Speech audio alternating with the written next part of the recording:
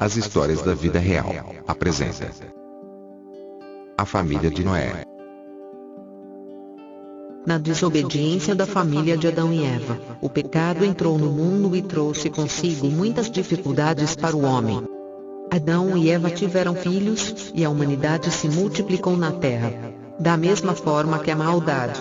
A Bíblia diz, em Gênesis 6:1-7, que a maldade do coração do homem era muito grande, a tal ponto que Deus chegou a se arrepender de ter criado o homem, e pensar em destruir a terra e tudo o que havia nela. E Deus, vendo que a família, que ele havia criado à sua imagem e semelhança, abriu a porta para que toda aquela maldade atingisse a criação, Deus achou melhor destruir tudo. Mas, olhando para a terra, ele viu o que chamou a sua atenção: um homem chamado Noé e a sua família. Noé era filho de Lameque, da linhagem de Sete, filho de Adão. O nome Noé significa repouso, descanso. Seu pai Lameque lhe deu esse nome dizendo: este nos consolará acerca de nossas obras e do trabalho de nossas mãos, por causa da terra que o Senhor amaldiçoou. Gênesis 5:29. Noé desfrutava de uma comunhão muito grande com Deus.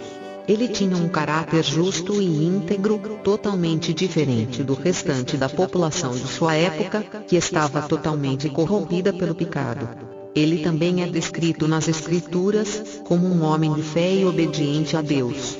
E em Gênesis 6:9, diz que ele era um homem justo e perfeito em suas gerações. Noé andava com Deus.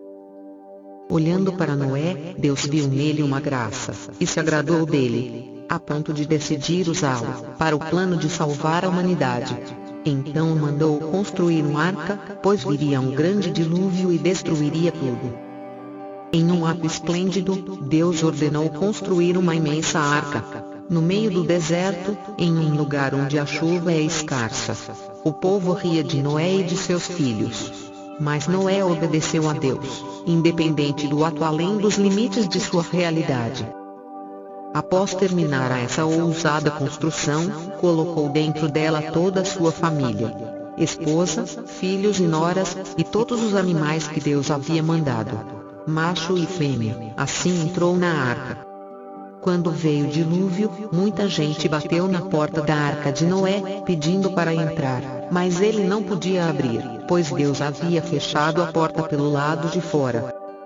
Por 40 dias e 40 noites, a chuva caiu sobre a terra, matando tudo o que tinha vida. Quando a tempestade passou, e as águas escoaram de sobre a terra, mesmo assim Noé soltou uma pomba, retornando a pomba com um ramo de oliveira. Noé ainda esperou 7 dias até que saíssem da arca, então Deus abriu a porta da arca e a sua família, todos saíram, e a primeira coisa que ele fez ao sair, foi levantar um altar de adoração a Deus.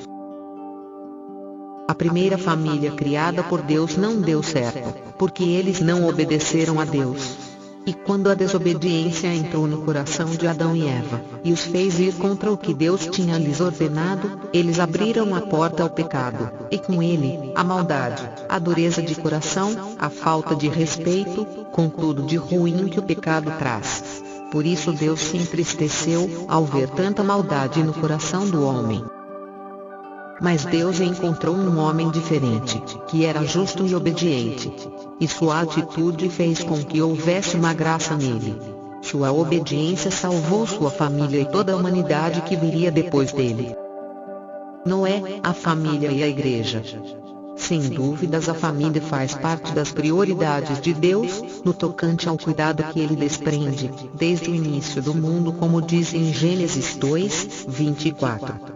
Vale observar na Bíblia que apenas 2 instituições foram criadas pessoalmente e pelo próprio Deus: a igreja e a família. E se entendermos bem, a primeira está diretamente ligada à segunda, pois se nossas famílias não se encontram dentro do padrão determinado por Deus, de forma nenhuma a igreja estará em conformidade com os propósitos de Deus.